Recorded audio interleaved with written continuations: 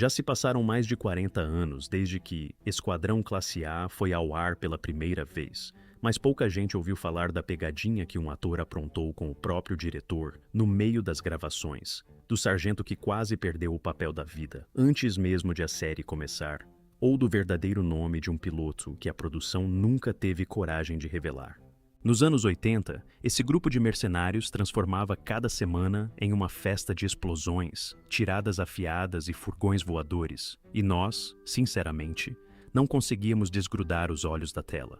Mas por trás daquelas perseguições e frases inesquecíveis, existia uma história de bastidores, tão maluca quanto o que aparecia na tela. Escalação trocada de última hora, uma piscadela secreta para outra série cult, um título e nomes de personagens que soaram completamente diferentes por aqui do que em qualquer outro lugar. E uma rivalidade nos bastidores que ninguém esperava encontrar entre dois colegas de elenco. Então se preparem, porque hoje vamos contar 15 fatos estranhos sobre Esquadrão Classe A, que vocês provavelmente nunca ouviram falar. E acreditem, o fato número 1 vai mudar a forma como vocês enxergam as cenas entre Hannibal e B.A. Antes de começar, não esqueçam de deixar o like, se inscrever no canal e ativar o sininho, porque essa lista está cheia de surpresas, que nem os fãs mais roxos da série costumam saber todas de uma vez. Como diria certo sargento, eu tenho pena do idiota que perder esse vídeo. Número 15. Aqui no Brasil, o título e até os nomes dos personagens eram diferentes do que vocês imaginam. Aqui vai o primeiro fato que separa os verdadeiros fãs brasileiros do resto. A série que vocês conhecem nunca se chamou oficialmente The A-Team por aqui, nem em nenhuma tradução literal do título original. O título brasileiro sempre foi Esquadrão Classe A. E a estreia aconteceu no SBT em abril de 1984, às sextas-feiras, às 21h20, num momento em que a emissora ainda era relativamente nova e precisava desesperadamente de um sucesso de audiência. E Esquadrão Classe A entregou exatamente isso, virando um dos grandes fenômenos da grade do SBT durante boa parte dos anos 80, antes de reaparecer também na Rede Globo, dentro da Sessão Aventura, no começo dos anos 90. A dublagem brasileira ficou a cargo do estúdio BKS, com o dublador Francisco Borges, dando voz ao Coronel Hannibal, e Ézio Ramos, emprestando a voz para o personagem que, aqui, ganhou um dos apelidos mais brasileiros que já se viu na televisão. Porque, e esse é o detalhe que poucos notam, nem todo mundo recebeu um apelido traduzido. Hannibal continuou Hannibal, Murdoch continuou Murdoch, e B.A. continuou sendo simplesmente B.A., as mesmas iniciais em inglês, sem tradução nenhuma. Mas o charmoso tenente Templeton Peck, chamado de Face ou Faceman no original, ganhou por aqui o apelido de Cara de Pau, uma expressão genuinamente brasileira para descrever alguém sem vergonha na cara, sempre com um jeitinho na manga. Então, da próxima vez que alguém mencionar Face na sua frente, lembre-se, para um fã brasileiro dos anos 80, esse nome nunca existiu. Só existiu o Cara de Pau, e ponto final. Agora sim, vamos começar do começo. Número 14. O primeiro Cara de Pau não foi Dirk Benedict. Antes de Dirk Benedict exibir aquele sorriso perfeito como o tenente Templeton Peck, o papel pertenceu, ainda que por um único episódio, a um ator completamente diferente. Ele se chamava Tim Doonigan, e foi ele quem interpretou o Cara de Pau no episódio piloto da série, exibido em janeiro de 1983 nos Estados Unidos. Mas os executivos da emissora NBC assistiram ao material pronto e travaram tudo quase imediatamente. O problema, segundo explicaram na época, era que Doonigan parecia jovem demais e, para piorar, alto demais perto do restante do elenco, para ser convincente como veterano da Guerra do Vietnã. E como toda a premissa da série girava em torno de soldados injustamente condenados por um crime que não cometeram durante essa mesma guerra, esse detalhe estava longe de ser irrelevante. O curioso é que os próprios criadores da série, Stephen J. Cannell e Frank Lupo, já pensavam em Dirk Benedict para o papel desde o início, mas a emissora os obrigou a testar outro ator primeiro, antes de finalmente admitir que os criadores tinham razão. Assim, Depois de uma única aparição, Dunnigan saiu do projeto e entrou Dirk Benedict, recém-saído do papel do Tenente Starbuck, na série de ficção científica Battlestar Galactica. Charmoso, com a idade certa e o carisma necessário, Benedict se encaixou no personagem como se tivesse passado a vida inteira enganando coronéis e conquistando secretárias. O mais curioso de tudo é que essa troca nunca foi explicada dentro da própria ficção. Em um episódio, o ator era Dunnigan, no seguinte já era Benedict, sem flashback, sem uma linha de diálogo, sem nenhuma desculpa dentro do roteiro. Apenas um rosto novo, o mesmo sorriso de vendedor com lábia infinita e um público que aceitou tudo sem fazer perguntas demais, do jeito que só a televisão dos anos 80 conseguia se dar ao luxo de fazer. Número 13. Aquele robô nos créditos de abertura não é um erro de produção. Se você já prestou atenção com cuidado na sequência de abertura, talvez tenha notado algo estranho andando logo atrás do cara de pau. Uma figura metálica e brilhante, com um único olho vermelho, deslizando de um lado para o outro. Isso não é um adereço esquecido no set por engano. É, sem mais nem menos, um Cylon, o robô vilão de outra produção do mesmo estúdio, Battlestar Galactica. E não é coincidência nenhuma, porque Dirk Benedict interpretou justamente o Tenente Starbuck naquela série antes de virar o cara de pau. Durante as gravações do episódio chamado Steel, na segunda temporada, Benedict cruzou por acaso com um ator vestido de Cylon que caminhava pelo estúdio da Universal como parte dos passeios guiados oferecidos aos turistas do parque temático. Em vez de simplesmente deixar passar, Benedict teve uma ideia.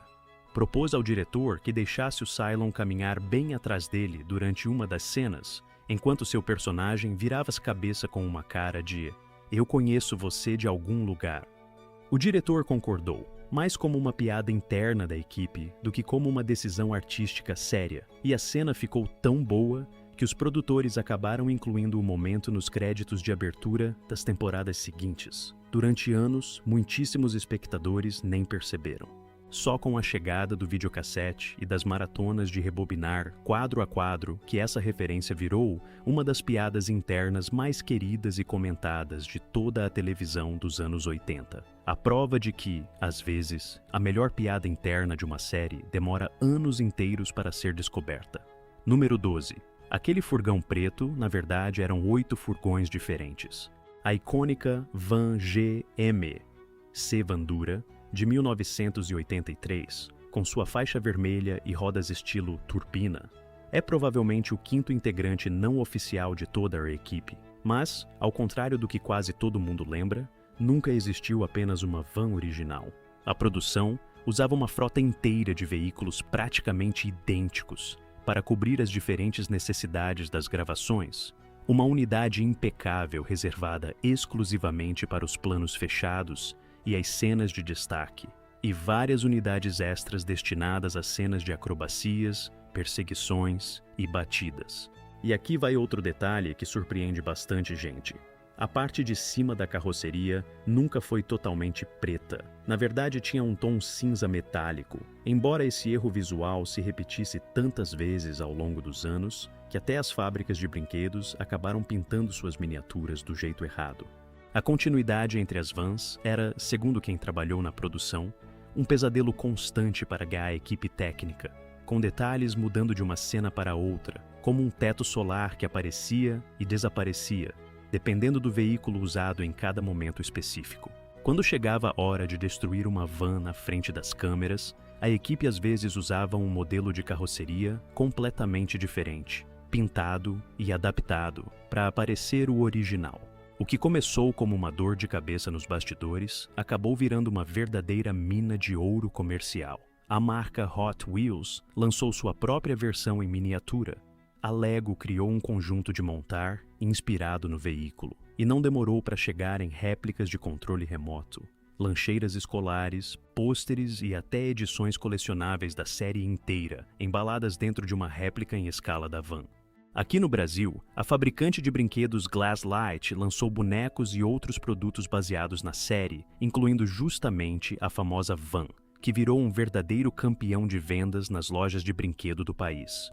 Quando a produção terminou, Várias das vans originais já tinham sido destruídas em diferentes cenas de ação ao longo dos anos, e só um punhado de exemplares sobreviveu até hoje, nas mãos de colecionadores particulares que guardam essas peças quase como relíquias de museu. Às vezes, a verdadeira estrela de uma série não tem duas pernas, e sim 4 rodas, um motor potente e uma faixa vermelha pintada nas laterais, e não um galã em terno bem cortado. Número 11. O Murdoch quase nem existiu na série. O personagem do capitão H.M. Murdoch, interpretado por Dwight Schultz, nunca foi uma aposta segura para os produtores da série. Nem durante o elenco, nem mesmo depois que toda a primeira temporada já tinha ido ao ar. Na época, Schultz era um ator praticamente desconhecido do grande público, sem nenhum papel de peso no currículo, e chegou aos testes de química entre os atores, longe de ser o favorito de ninguém na sala, passando quase despercebido, até que sua audição acabou surpreendendo todo mundo presente.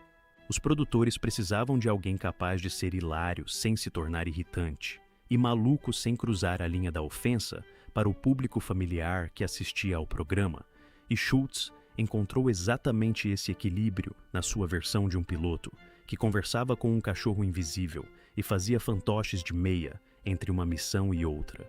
O que começou como um plano reserva, quase imediatamente se transformou em um dos personagens mais queridos de todo o elenco. Uma virada de sorte que diretores de elenco comentam até hoje. Mas o drama nos bastidores não parou por aí. Ao final da primeira temporada, alguns executivos da NBC consideraram que Murdoch era arriscado demais para o horário nobre da televisão familiar e chegaram a discutir seriamente a possibilidade de tirá-lo completamente do elenco. As pesquisas feitas com o público, porém, mostraram exatamente o contrário. Os espectadores não viam Murdoch como um problema a ser corrigido, e sim como o verdadeiro coração emocional de toda a equipe. Diante de uma resposta tão favorável, a emissora acabou recuando de seus planos. E ainda bem que recuou, porque Murdoch se tornaria, com o passar das temporadas, a arma secreta, ou melhor, a arma nem tão secreta assim, de toda a série, dando ao Esquadrão Classe A uma dose de energia esquisita que nenhuma outra produção de ação daquela época conseguia igualar por completo. Número 10. As armas deles não eram tão automáticas quanto pareciam no som. A arma símbolo da equipe era o rifle Ruger Mini 14, um semiautomático sólido e confiável, que acabou ficando quase tão reconhecível quanto a própria van preta. Mas aqui vai o truque. Na tela, essa arma soava exatamente como uma metralhadora completa, disparando sem parar em rajadas intermináveis, segundo após segundo. A realidade nos bastidores era, na verdade, pura mágica televisiva. O Mini 14 só dispara um tiro a cada aperto individual do gatilho. Então, os atores simplesmente recebiam a instrução de apertar o gatilho o mais rápido possível, na frente da câmera, enquanto na etapa de pós-produção, os editores de som acrescentavam efeitos de arma totalmente automática para vender a ilusão de um tiroteio sem fim. Por que dar todo esse trabalho extra? Porque simplesmente funcionava. O truque amplificava a sensação de ação, dava a cada tiroteio um som absolutamente característico e fazia a série inteira soar maior, mais intensa e mais barulhenta do que realmente era durante as gravações. Com o passar dos anos, esse som tão particular das armas de Esquadrão Classe A se tornou instantaneamente reconhecível para toda uma geração de espectadores, a prova definitiva de que às vezes basta um dedo rápido no gatilho e um bom projeto sonoro para transformar uma arma qualquer em um verdadeiro ícone sonoro da televisão. Não importa o que realmente estava carregado na câmara. Número 9. A série foi considerada violenta demais para o Reino Unido. Parece estranho, sabemos, mas é a mais pura verdade. Nos Estados Unidos, The A-Team era o tipo de ação televisiva que qualquer família podia assistir tranquilamente junta, sentada em frente à tela. Explosões constantes, tiroteios sem pausa alguma e uma regra de ouro imposta lá de cima pela própria NBC. Nenhuma morte confirmada na tela sob nenhuma circunstância. Os produtores aproveitaram essa restrição praticamente ao máximo possível. Carros voavam pelos ares, prédios inteiros explodiam em chamas, os bandidos saíam disparados através de para-brisas em chamas, sacudiam a poeira das roupas tranquilamente e saíam mancando, quase como em um desenho animado clássico, só que com metralhadoras no meio. E de alguma forma estranha, tudo isso era perfeitamente aceitável para o público americano da época. No Reino Unido, porém, a reação do público e das autoridades foi bem diferente. Os órgãos reguladores britânicos criticaram duramente a série por glamourizar a violência armada na tela, e várias emissoras locais acabaram pressionadas a transferir a exibição para horários mais tarde da noite, longe do alcance direto das crianças pequenas. A polêmica chegou até a imprensa sensacionalista e a debates dentro do próprio meio político britânico, com vozes questionando publicamente se tanta explosão e tiroteio, por mais inofensivos que fossem dentro da própria história, realmente cabiam em um horário familiar. No fim das contas, só Esquadrão Classe A conseguia arrasar com metade de uma cidade sem derramar uma única gota de sangue, e ao mesmo tempo provocar um escândalo midiático completo do outro lado do Oceano Atlântico. Tudo isso enquanto pais americanos deixavam os filhos assistirem sem pensar duas vezes. Número 8. Nunca vamos saber o verdadeiro primeiro nome de Murdoch. Ao longo de 5 temporadas, o conhecemos como Murdoch. Piloto brilhante, coringa imprevisível e entusiasta declarado de fantoches de meia improvisados. Mas aqui está o detalhe realmente estranho. Durante toda a série original, o nome completo dele nunca foi revelado. Nem nos roteiros, nem nos créditos finais, nem em nenhum produto oficial de merchandising daquela época. Ele era simplesmente Murdoch, com aquelas duas iniciais, H e M, flutuando sem explicação nenhuma durante todos os 5 anos que a produção original durou. Só décadas depois, em material expandido lançado bem depois do fim da série clássica, ele acabou recebendo o primeiro nome James, embora essa versão específica nunca tenha se tornado parte do cânone rígido da produção original dos anos 80. Em uma equipe cheia de codinomes falsos, identidades inventadas e passados reescritos por conveniência, parece quase poético que o único mistério genuíno de todo o elenco tenha acabado sendo, simplesmente, o nome verdadeiro do homem que pilotava helicópteros com maestria, conversava com bichinhos imaginários e, segundo todos os indícios disponíveis, provavelmente alucinava missões inteiras dentro da própria cabeça.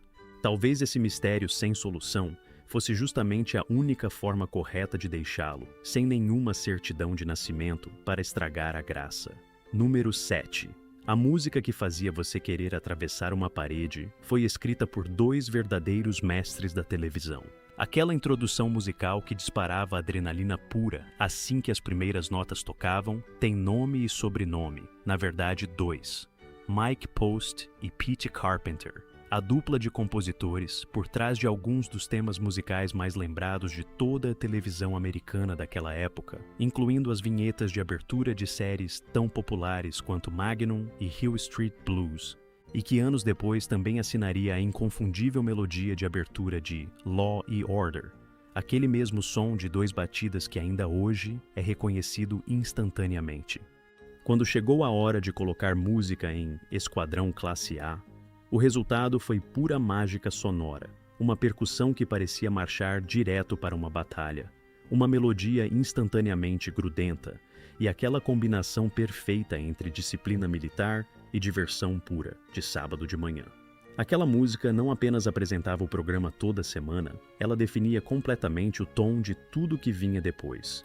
Urgente, exagerado e levemente ridículo da melhor maneira possível. Bastavam 2 notas para que toda uma geração de crianças dos anos 80 sentisse vontade imediata de pular dentro de uma van e sair correndo para salvar o dia, mesmo que essa van nunca tivesse existido de verdade na garagem de casa, e mesmo que o carro da família jamais conseguisse fugir de um helicóptero. Número 6. Mr. T lançou um álbum inteiro dedicado a respeitar a própria mãe. Enquanto o Esquadrão Classe A fazia explodir televisores na telinha, Mr. T decidiu, por conta própria, explodir rádios portáteis com um projeto musical que era parte rap, parte conselho de vida e 100% puro Mr. T.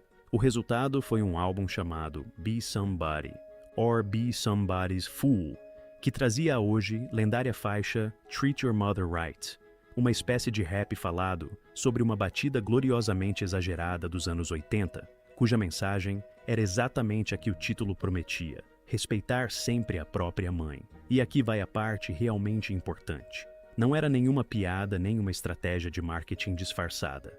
Mr. T acreditava genuinamente naquela mensagem e usou toda a fama repentina para promover respeito, esforço constante e valores familiares entre as crianças que o admiravam pela tela toda semana. Não foi, de forma alguma, um projeto feito por dinheiro fácil, mas sim uma espécie de paixão pessoal embrulhada em algumas correntes de ouro a mais. O videoclipe se transformou, com o passar dos anos, em uma peça absolutamente cult, carregada de uma sinceridade exagerada e imagens completamente inesquecíveis. Pode ser que a técnica vocal deixasse bastante a desejar do ponto de vista puramente musical, mas ninguém jamais conseguiu negar o coração genuíno colocado em todo aquele projeto, correntes de ouro e tudo mais. Número 5. Até o próprio Benny Hill dedicou uma paródia inteira à série. Querem entender de verdade o tamanho que Esquadrão Classe A tinha nos anos 80? O lendário comediante britânico Benny Hill dedicou um quadro inteiro a fazer uma paródia da série em seu próprio programa. Hill criou o que ele mesmo batizou de o Esquadrão B, uma verdadeira tempestade de comédia física absurda que imitava todos os personagens principais com aquele estilo escrachado que tornou o próprio Hill tão famoso no Reino Unido.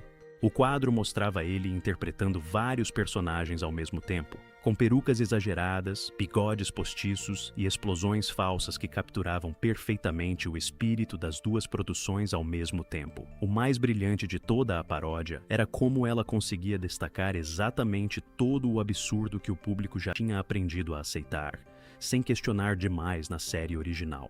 Filtrada através da lente cômica particular de Hill, a violência caricata e os personagens exagerados de Esquadrão Classe A ficavam ainda mais ridículos do que o normal, embora sempre de um jeito carinhoso, nunca cruel. Quando uma série se torna digna de paródia dos dois lados do Oceano Atlântico ao mesmo tempo, ela deixou de ser apenas televisão para virar um verdadeiro fenômeno cultural de escala mundial, o tipo de marca que poucas produções conseguem deixar. Número 4. Uma das frases mais famosas do BA nunca foi dita na série. Se você pedisse para uma pessoa qualquer na rua citar uma única fala de Esquadrão Classe A, é bem provável que ela respondesse quase automaticamente com algo parecido com "tenho pena do idiota". Essa frase se tornou, com o passar dos anos, a marca registrada absoluta do BA, embora, e aqui está a virada surpreendente, ela nunca tenha aparecido em um único episódio da série original. A fala nasceu, na verdade, um ano antes, em 1982, dentro do ringue de boxe do filme Rocky III, onde Mr. T a pronunciou interpretando o temível boxeador Clubber Lang com tanta ameaça na voz que ficou gravada para sempre na memória coletiva do público. Quando Esquadrão Classe A finalmente chegou às telas no ano seguinte, Mr. T já era um nome conhecido em praticamente todas as casas, e essa frase veio praticamente empacotada junto com ele, virando um ícone cultural instantâneo, mesmo antes de a série de televisão oficialmente começar, o que explica por que tanta gente ainda confunde as duas coisas até hoje. Número 3. Por que Mr. T parou de usar suas famosas correntes de ouro? Mr. T não era simplesmente uma estrela de televisão, ele era um fenômeno completo da cultura pop. A série de ação, seu próprio desenho animado, lancheiras escolares, caixas de cereal, vídeos motivacionais, aparições especiais nas manhãs de sábado. Com seus característicos colares de ouro, seu corte de cabelo, estilo moicano e aquele olhar absolutamente inconfundível, ele se tornou uma das figuras mais reconhecíveis de toda a década, identificável em silhueta por milhões de crianças ao redor do mundo. Aquelas correntes de ouro não eram para ele simples bijuteria, funcionavam como uma espécie de armadura pessoal, um símbolo que gritava confiança, atitude desafiadora e força bruta. Mas em 2005, tudo isso mudou de repente. Depois de presenciar a devastação causada pelo furacão Katrina, Mr. T tomou uma decisão pessoal que surpreendeu muita gente na época. Parou completamente de usar qualquer tipo de ouro. Ele explicou publicamente que achava incorreto exibir símbolos de riqueza enquanto tantíssimas pessoas tinham perdido absolutamente tudo o que tinham. Ele não fez isso porque alguém o obrigou de fora, mas sim porque, nas próprias palavras dele, aquela imagem já não refletia mais seus valores pessoais. A partir daquele momento, ele adotou as cores vermelho, branco e azul como forma de representar algo muito maior do que ele mesmo: patriotismo, humildade genuína e sentido de propósito. Descobre-se que o verdadeiro Mr. T não era apenas icônico por fora, ele era também profundamente intencional por dentro, e talvez essa decisão tão pessoal acabe sendo uma das partes mais poderosas de todo o seu verdadeiro legado. Número 2. A quinta temporada tentou salvar a audiência e acabou quebrando a fórmula inteira. Quando chegou a quarta temporada, a audiência de Esquadrão Classe A já vinha caindo de forma constante, e a NBC, em pleno pânico, decidiu dar à série uma mudança de imagem completamente radical.